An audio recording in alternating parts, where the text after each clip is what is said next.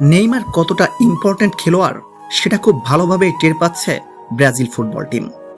যাদেরকে ফুটবলের দেশ বলা হয় তারাই এখনো পর্যন্ত নেইমারের রিপ্লেসমেন্ট খুঁজে বের করতে পারেনি।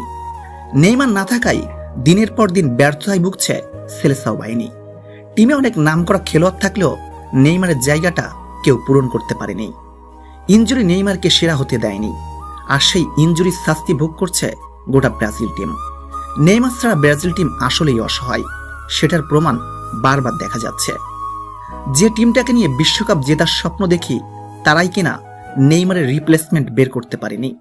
সত্যি বলতে ব্রাজিল টিম চেষ্টা কম করেনি, কিন্তু তাতে কোনো লাভ হয়নি। আসলে নেইমার তো নেইমারই, তার সাথে আপনি কাউকেই তুলনা করতে পারবেন না। তার যোগ্যতা ছিল সেরাদেরও সেরা ফুটবলার হওয়ার, কিন্তু ইনজুরি নামক কালো অধ্যায় নেইমারের ক্যারিয়ারটাই ধ্বংস করে দিয়েছে।